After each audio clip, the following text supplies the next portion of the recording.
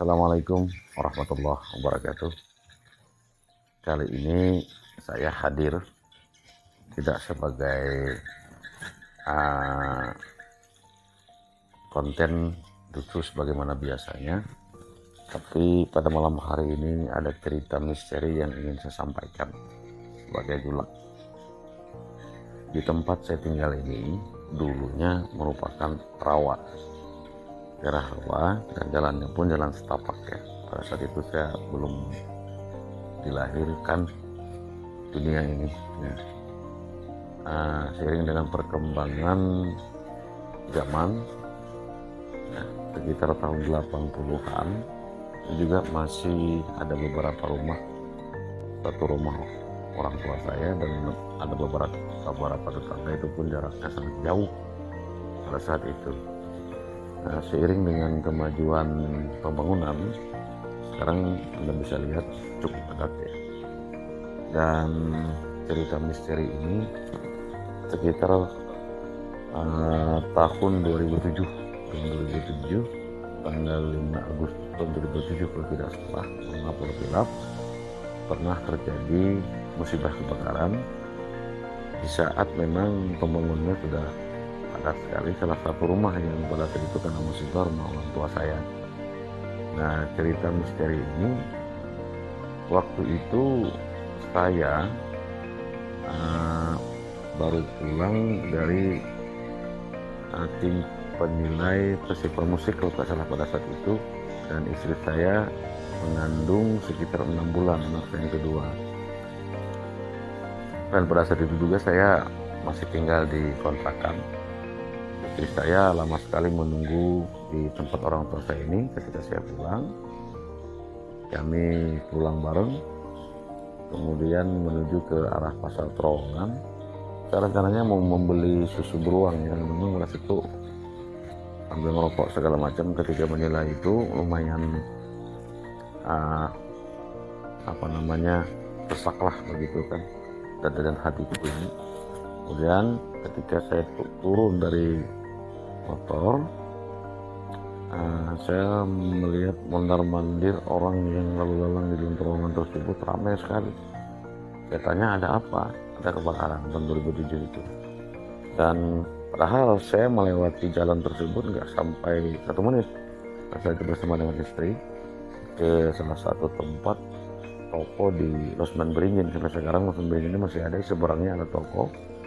Saya membeli minuman pada saat itu, dan ketika itulah terjadi teriakan-teriakan dari warga yang mengatakan ada kebakaran. Setelah saya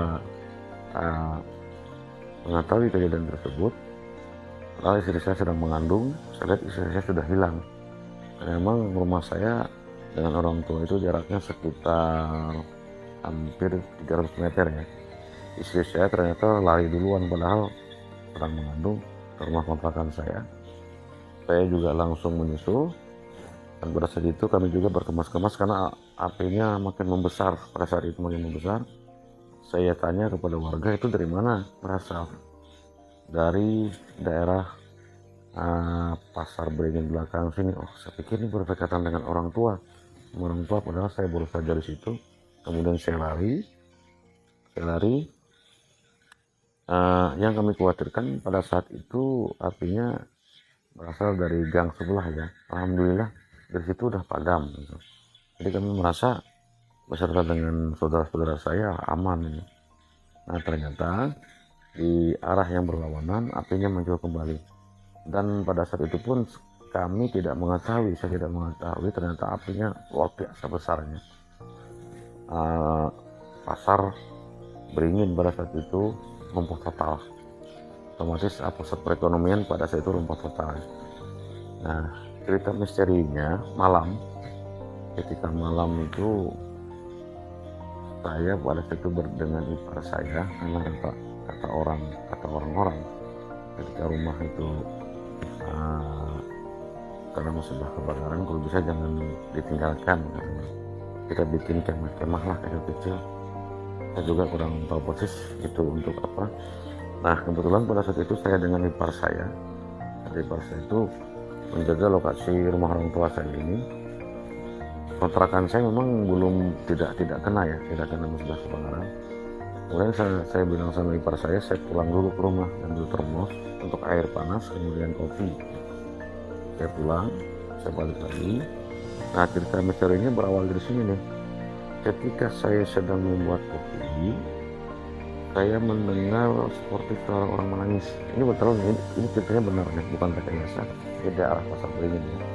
Seperti itu, kalau tidak salah, waktu menunjukkan pukul 2:30 pagi. Sebelum subuh itu ada suara menangis, ada suara anak-anak kecil.